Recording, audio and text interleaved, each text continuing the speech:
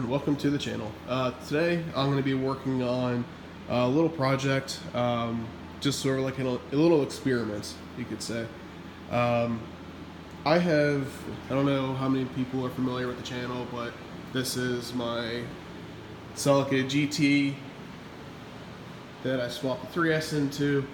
That is Zach's Celica GTS with a 3S GTE swap, and then that's the blue car with, had a 5S in it. So I think what I'm going to do for just a little fun experiment, I'm sure there's going to be a lot of people who think it's a waste of time, and it could potentially be a waste of time, but it could also be fun too. I'm working on this motor right here for my Celica there. So this is, some of you might be familiar with it, but it's a Gen 2 with a Gen 4 oiling system and crank gear and Gen 3 pistons and Gen 3 rods, and it's sort of like a little budget build, I guess, with stuff I've laid around the shop. But this right here is actually the motor out of the blue car. It's a revision 1 5S FE. It's got the same pattern on the deck as a 3S, so this is the block that you could swap a GTE head onto without any modifications of the coolant passages. However, that's not what I'm doing this go around. What I decided to do is, since I'm waiting on parts on this one of some things I do have to order, I'm going to start building this motor, and I'm going to pop it into this car right here. And basically what I want to find out is, using a 5S FE with an FE head and pretty much all the stock and all stock internals, just with some clearancing differences, how much power can we pull out of a 5S,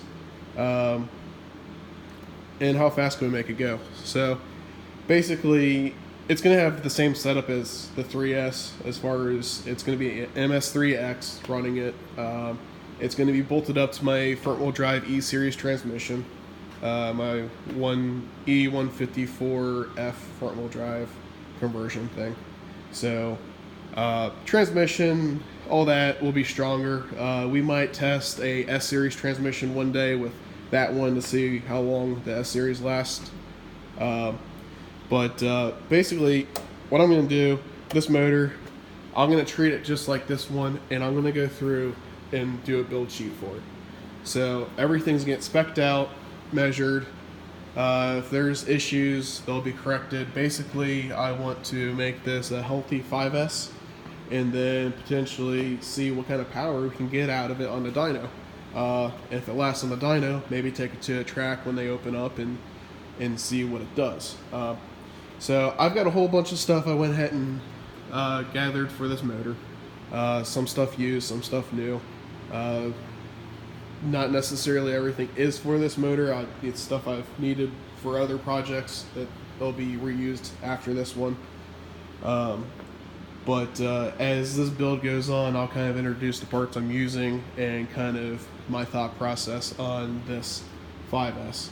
So I hope you guys are excited for this. This should be kind of interesting. And just saying, I'm not saying that a 5S FE is better than the 3S GTE by any means. That 3S GTE is an amazing motor, and you can make all kinds of power with it, and it's fun. But at what point is it practical for somebody to swap out the 5S for a 3S? I've watched people on forums, YouTube, all kinds of things, people bashing the 5S FE. Why? I want to see for myself, what can we do with this thing? At what power level, what do we need to do to this to make it halfway decent for maybe, some of the builds out there? I mean, 3S is a good motor, but if you're only trying to make X amount of power, which we're going to find out what this is good for, why spend the money and time swapping this in when you could just do a 5S with a standalone?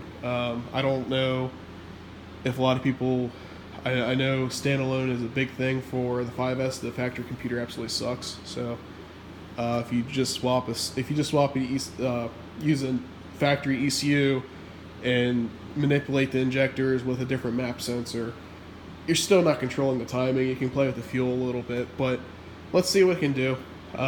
If anything, it's a learning experience, but kind of got this apart. So this is kind of my introduction for the build, and see you guys here on the next one.